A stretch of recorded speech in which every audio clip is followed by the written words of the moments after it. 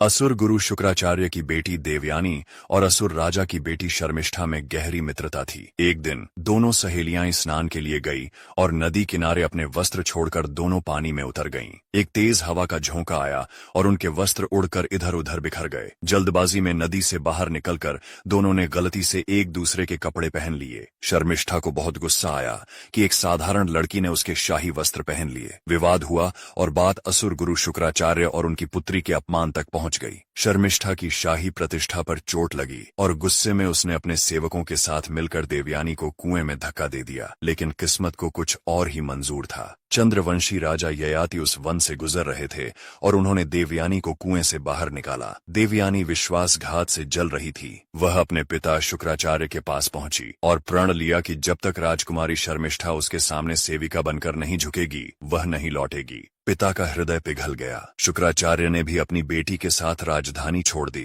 जिससे असुरराज संकट में आ गए। अपनी प्रजा और राज्य के हित को बचाने के लिए शर्मिष्ठा ने अपने शाही गौरव का त्याग किया और देवयानी की सेविका बन गई। अब राजा की पुत्री उसकी दासी बन चुकी थी। समय बीता और देवयानी फिर शर्मिष्ठा और सेविकाओं के साथ उसी वन में लौटी। वहीं संयोग से राजा ययाति भी शिकार पर आए। दोनों की फिर से मुलाकात हुई और प्रेम की शुरुआत हुई। विवाह हेतु ययाति ने शुक्राचार्य से देवयानी का हाथ मांगा, जो मान गए, पर एक शर्त रखी कि ययाति का शर्मिष्ठा से कोई संबंध नहीं होगा। ययाति ने शर्त मानकर देवयानी से विवाह किया और महल में उसका खूब ध्यान रखा। राजकन्या शर्मिष्ठा दासी बन चुकी थी। फिर भी राजा ययाति ने शर्मिष्ठा के राजकन्या होने का मान रखते हुए अपने महल के बाहर उसके लिए एक आवास बनवाया, लेकिन अपनी पत्नी देवयानी के प्रति वफादार रहे। देवयानी के पहले संतान के जन्म देने के बाद एक दिन अशोक वाटिका में दासी बनी हुई शर्मिष्ठा ने राजा ययाति से संभोग की कामना व्यक्त की। ययाति उसकी सुंदरता स्वीकारते हैं, पर वचन तोड़ने से इनकार करते हैं। उसने कहा कि उसने शुक्राचार्य को वचन दिया था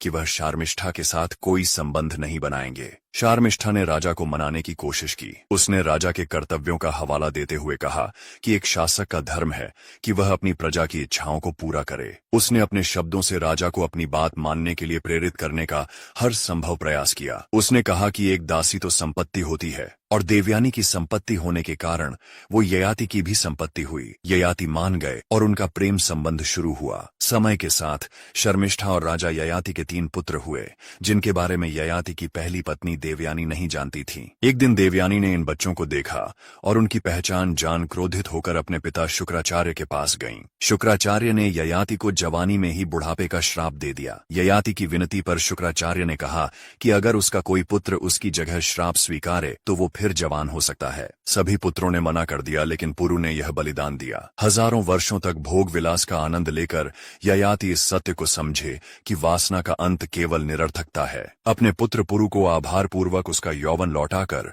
वे अपनी वृद्धावस्था स्वीकारते हैं और सांसारिक जीवन त्याग कर वन में तपस्वी का जीवन जीने का संकल्प लेते हैं। सबसे अनुज पुत्र पुरु को ययाति का उत्तराधिकारी घोषित किया गया। पुरु के वंशजों से ही आगे चलकर कौरव और पांडव हुए, जो महाभारत के इतिहास में अमर हो गए।